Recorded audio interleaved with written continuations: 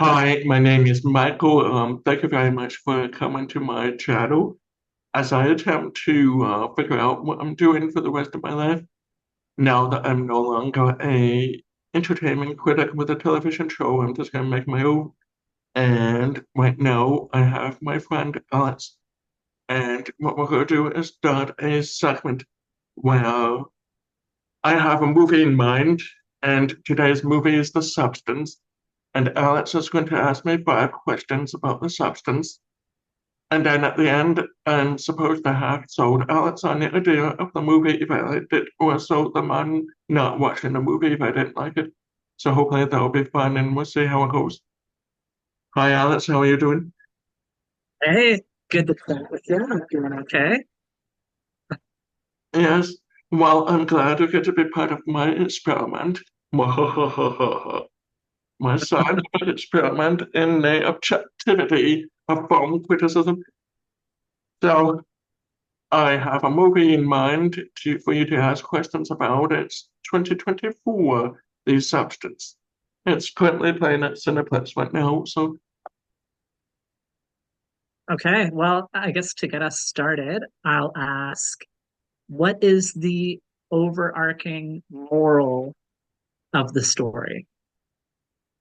the overarching moral of the story is that if you get some back alley drugs, you should follow instructions.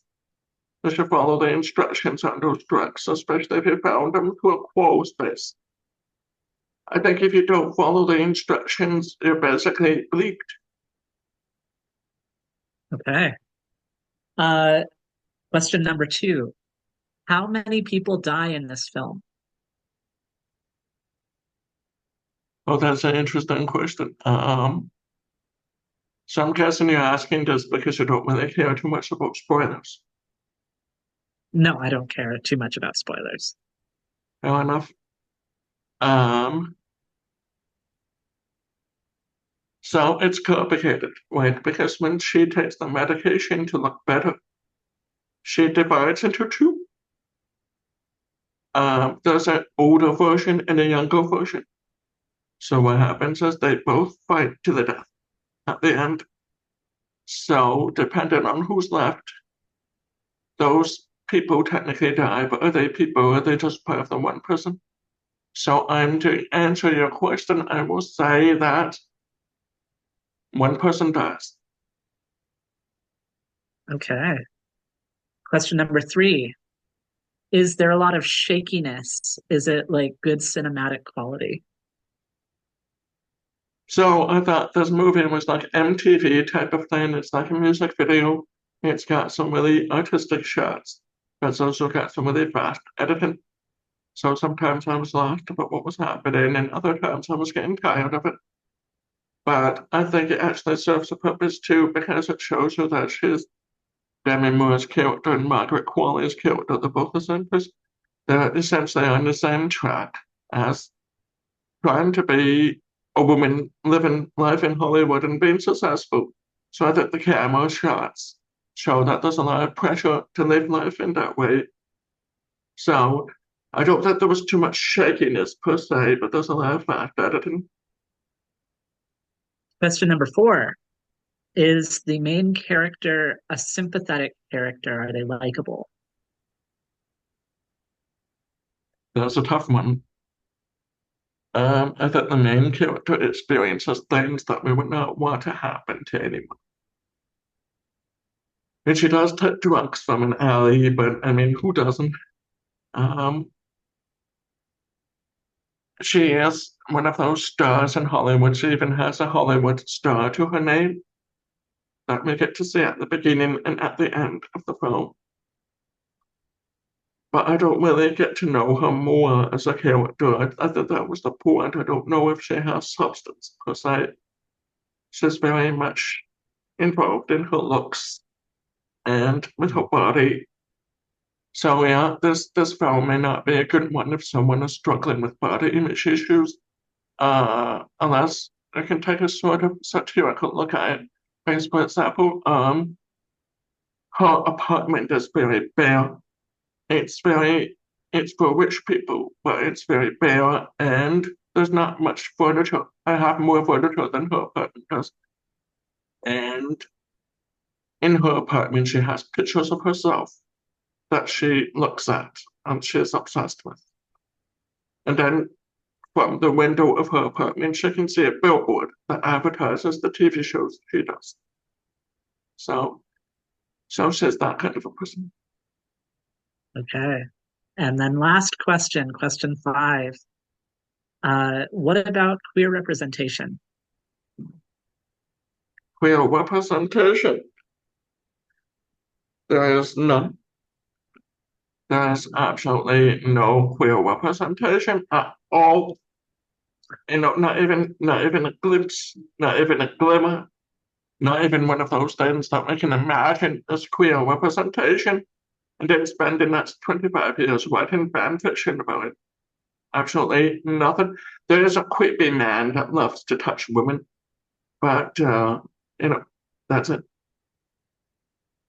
Okay, well, that's all of my questions. Oh, Before I tell you whether I'm interested in watching this movie, because you know me so well, I'm curious what you think my answer will be. well, I think question five showed seal the deal. I think question five, lack of queer representation, is a big eh. So I also think, this film is probably not that interesting to people who don't want to talk about body issues or who don't want to deal with those kinds of things day to day. But I mean, that's an interesting statement coming from me because I struggle with this movie. Because right now, what we're going to do right now is we're going to talk. You can't change your opinion. Your opinion's already sealed in. So I'm just trusting you that you won't change it. But like for example, I think this is very much a film about someone who is prioritizing their own looks over the rest of the world, and she wouldn't care if anyone suffered, and she wouldn't care, if her friend was having a bad day, because I don't think she really has any friends. So I think it shows the kind of isolation that body does morphine could cause.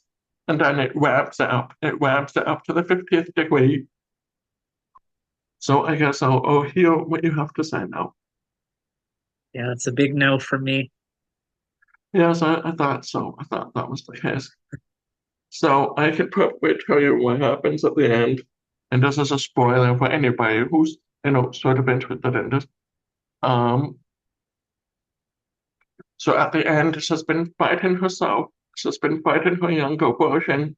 She wants to be the younger version, or the younger version wants to be her. It's complicated. But in any case, the younger version is like, after you, I'm going to stay this way forever. But that's a bit no when you're taking a drug, because you have to switch every 7 days. So the older person has to switch for the younger person. The younger person has to switch back. So she just decided not to switch back. But because she decided not to switch back, her body starts falling apart. And she has to do a New Year's show at the end. Like, watching the ball fall, that kind of thing. That we used to do with Bob Barker and things like that. But she's falling apart. Her entire body is falling apart. Her hands are falling apart. Her ear has fallen off. Um, her teeth, she's starting to lose her teeth. And it was wild watching this in the theater because I'm like, well, are we actually going this far? And we're going even further than that because her breasts start to droop and one of her breasts falls off, if you can imagine that. And then Oh no. she's like, okay, I gotta take this drug again. To So she was the older version taking the drug to become the younger version, but now she's the younger version and she takes the drug again. But one of the instructions was not to take it, not to use it a second time. So that's why I said the moral of the story is to follow the instructions that you get from your illicit drug dealers, because probably they know best. So she takes the drug and she turns into this gigantic monster thing that wreaks havoc on the entire city. but doesn't kill anybody. But she tries to go to that New Year's party, but she pastes a picture of her old self on her face, like from a magazine, and so she's walking around like this, just half strobing like this with a picture of herself on her face. And then this is where I was like, okay, I'm not sure what the disability representation is here. I'm not sure if my friends would have problems with this, but I guess I'll go with it for now. And apparently nobody notices until she gets to the stage. And then she reveals herself. She gets called a freak of nature as somebody tries to decapitate her because apparently the audience is very superficial. But there's buckets and buckets and buckets of gore and explosions of such a catastrophic nature that I had no idea what was going on anymore. And so, Yikes. obviously, don't take drugs. And if you do follow the instructions, that's the moral for today. Thank you very much for joining us, and I hope you have a wonderful day without the substance.